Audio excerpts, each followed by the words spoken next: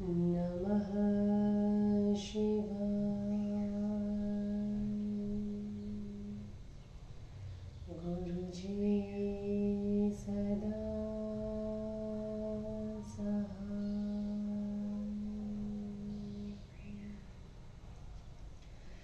अथ श्री वामन पुराणम् अथाष्टचत्वारिंशोऽध्यायः।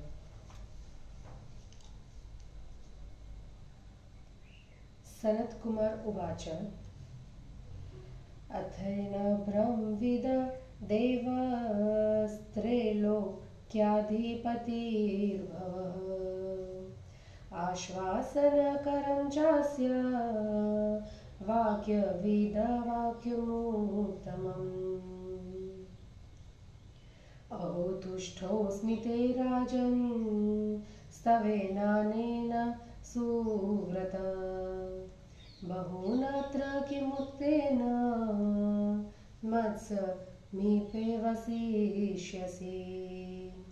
उषित्वा सुचिरं कालं मम गात्रोद्भवः पुनः असुरोऽन्धको नाम भविष्यसि सुरान्तकृतः।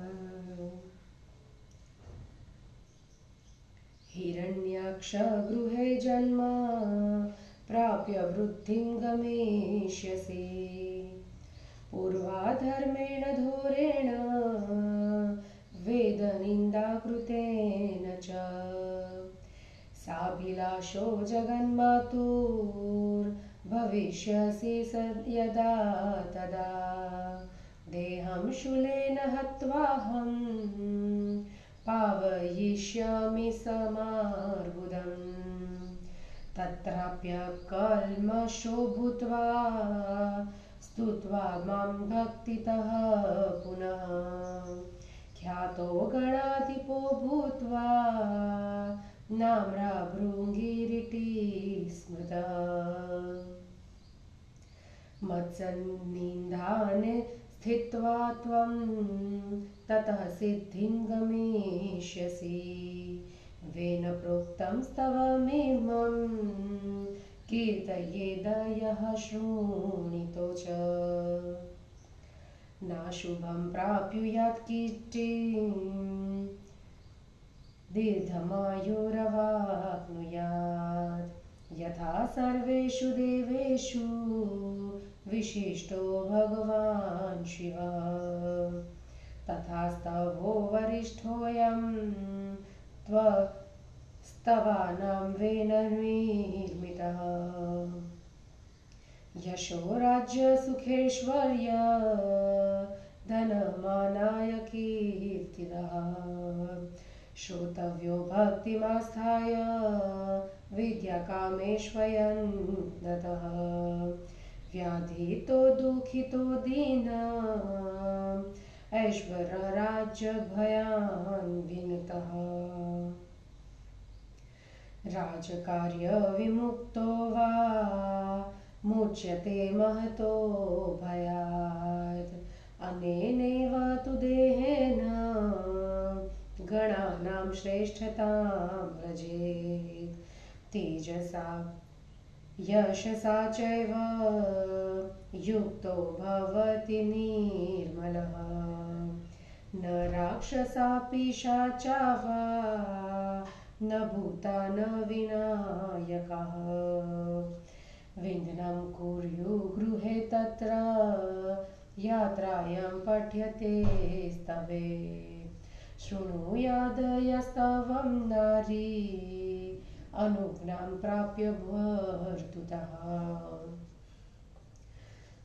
मातृपक्षे पितृपक्षे पूज्या भवति देवता। शृणुयादयस्तवं दिव्यं कीर्तयेद वा समाहितः। तस्य सर्वाणि कार्याणि सिद्धिं गच्छन्ति नित्यशः। मनसा चिन्तयितं यच्च वाचान्नुकीर्ति मम। सर्वसम्पद्यते तस्य स्तवनस्यानुकीर्तनात्। मनसा कर्मणा वाचा कृतमेनो विनश्यति।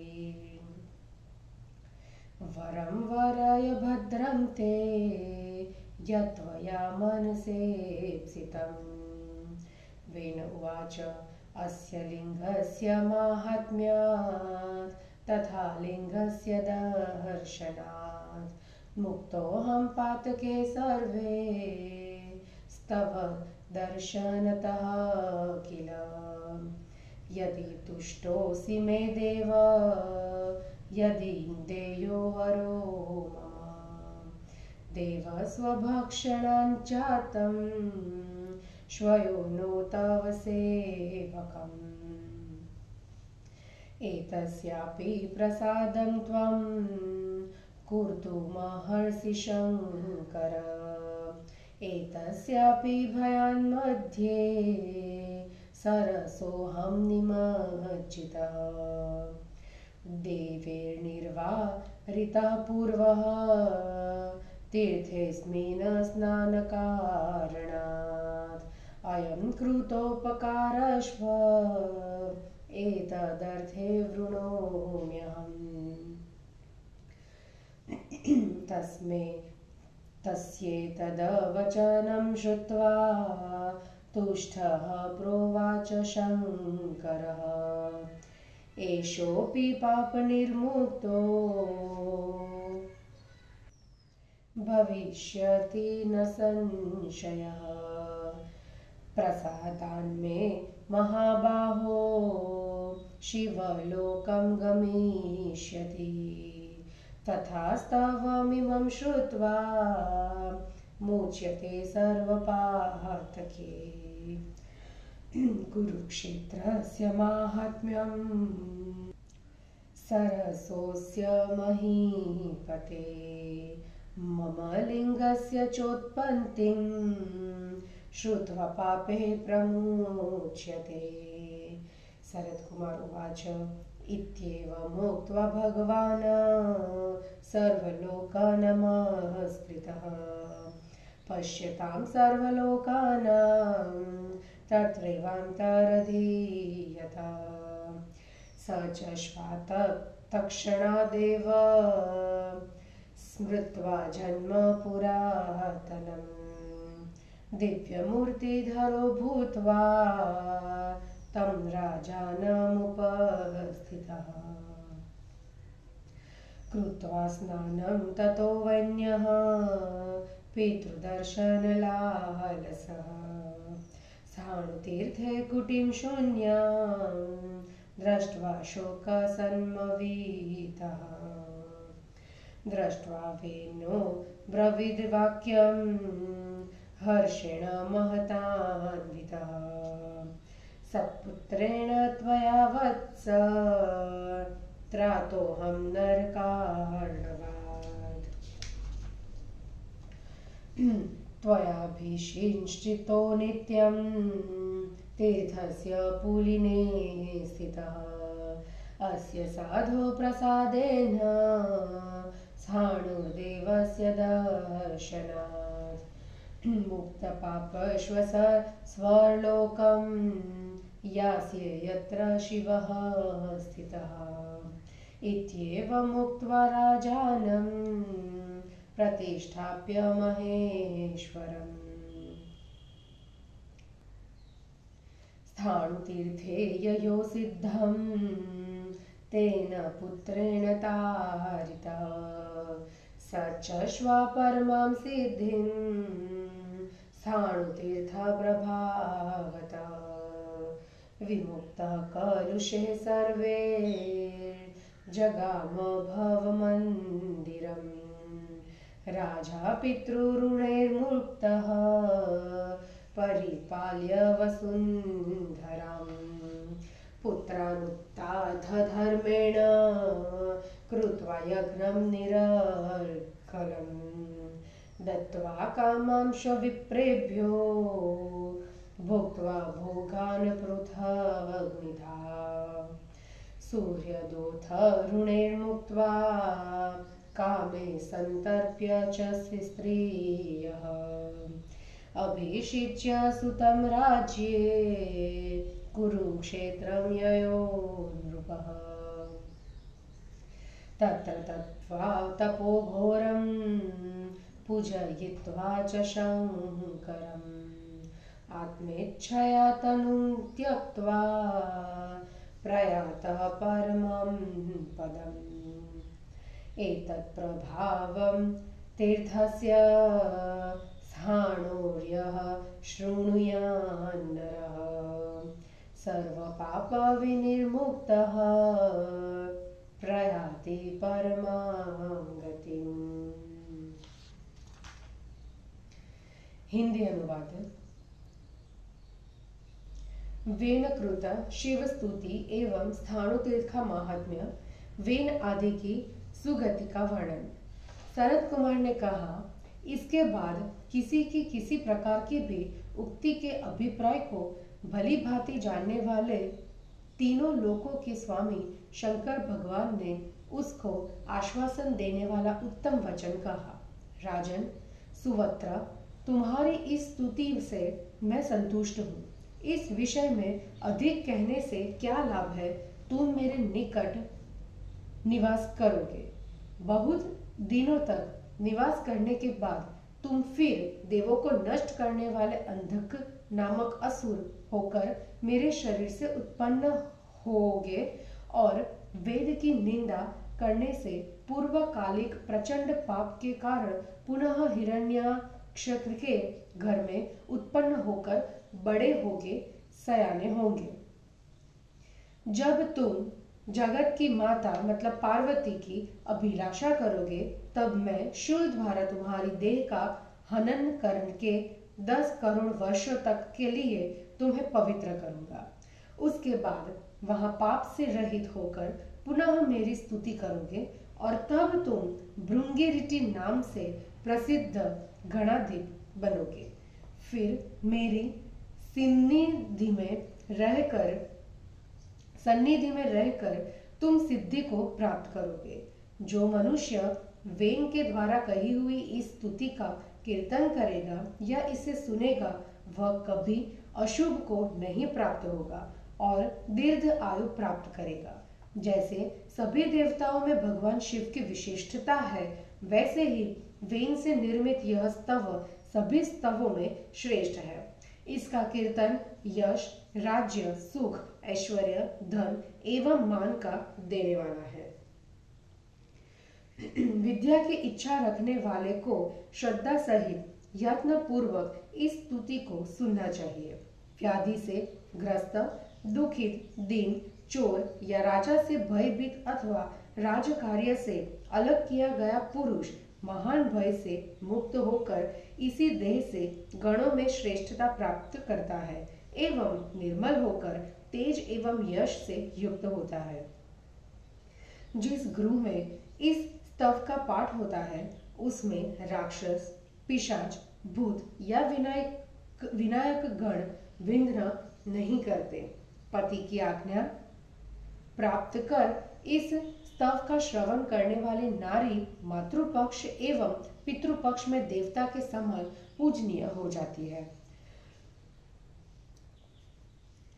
जो मनुष्य समाहित होकर इस दिव्य स्तव को सुनेगा या कीर्तन करेगा, उसके सभी कार्य नित्य सिद्ध होंगे। इस स्तव का कीर्तन करने वाले मनुष्य के मन में चिंतित तथा वचन के द्वारा कथित सभी कार्य संपन्न होते जाएंगे और मानसिक, वाचिक तथा कार्मिक सारे पाप विनष्ट हो जाएंगे। तुम्हारे मन में जो अभीष्ट हो उस वर को मांग लो, तुम्हारा कल्याण हो। वेन ने कहा, इस लिंग के महात्म्य से, इसके तथा आपके दर्शन से मैं समस्त पापों से निश्चित रूप से छूट गया हूँ। देव, यदि आप मुझ पर प्रसन्न हो और मुझे वर देना चाहते हैं, तो हे शंकर, अपने उस सेवक पर कृपा करें जो देव द्रव्य का भक्षण करने के कारण कुत्ते की योनि में उत्पन्न हुआ है। पहले इस तीर्थ में स्नान करने के लिए देवों के मना करने पर भी इस कुत्ते के भय से मैंने सरोवर में स्नान किया। इसने मेरा उपकार किया है। अतएव मैं इसके लिए वर मांगता हूँ। उस वेन के इस वचन को सुनकर शंकर संतुष्ट होकर बोले, महाबाहो, यह भी मेरी कृपा से निसंदेह सभी पापों से बिल्कुल छूट जाएगा और शिवलोक को प्राप्त करेगा। इस स्तव को सुनकर मनुष्य सभी पापों से मुक्त हो जाएगा। राजन, इस कुरुक्षेत्र तथा इस सरोवर का माहात्म्य और मेरे लिंग की उत्पत्ति का वर्णन सुनने से मनुष्य पाप से बिल्कुल छूट जाता है। सनत कुमार ने कहा, इस प्रकार कहकर समस्त लोगों द्वारा नमस्कृत भगवान सभी लोगों के देखते हुए वहीं अंतर्हित हो गए। वह कुत्ता भी उसी समय पूर्व जन्म का स्मरण करके दिव्य शरीर धारण कर उस राजा के सामने उपस्थित हुआ। उसके बाद वेन का पुत्र पृथु स्नान करके पितृ दर्शन की अभिलाषा से स्थाणु तीर्थ में आने पर कुटी को सुनी देख चिंतित हो गया। वेन उसे देखकर बड़ी प्रसन्नता पूर्वक बोला, वत्स, तुमने नरक सागर में जाने से मेरी रक्षा कर ली, अतः तुम सत्पुत्र सिद्ध हुए। तीर्थ के तट पर रहने एवं तुम्हारे द्वारा नित्य अभिषिक्त होने के कारण तथा इस साधु के अनुग्रह एवं स्थाणु देव के दर्शन करने से मैं पापों से छूटकर उस स्वर्ग लोक को जा रहा हूँ, जहाँ शिव जी स्वयं स्थित है। राजा पृथु से ऐसा कहने के पश्चात उस पुत्र द्वारा तारित वेन ने स्थाणु तीर्थ में महेश्वर को प्रतिष्ठापित करके सिद्धि प्राप्त कर ली है। स्थाणु तीर्थ के प्रभाव से वह कुत्ता भी पाप से रहित होकर परम सिद्धि को प्राप्त हुआ और शिवलोक को चला गया। राजा पृथु पितृ ऋण से मुक्त हो गए और पृथ्वी का पालन करते हुए उन्होंने धर्म पूर्वक पुत्रों को उत्पन्न करके बाधा रहित होकर यज्ञ किया। उन्होंने ब्राह्मणों को मनोभिलषित पदार्थों का दान दिया तथा भांति भांति के भोगों का उपभोग किया। मित्रों को भी ऋण से मुक्त तथा स्त्रियों के मनोरथों को संतुष्टि प्रदान करने के पश्चात पुत्र को राज्य पर अभिषिक्त कर पृथु राजा कुरुक्षेत्र में चले गए। वहां घोर तपस्या तथा शंकर का पूजन करके अपनी इच्छा से शरीर का त्याग कर उन्होंने परम पद को प्राप्त किया। जो मनुष्य स्थाणु तीर्थ के इस प्रभाव को सुनेगा वह सभी पापों से छूट जाएगा और परम गति को प्राप्त करेगा। इस प्रकार श्री वामन पुराण में 48वां अध्याय समाप्त हुआ। जय गुरु जी।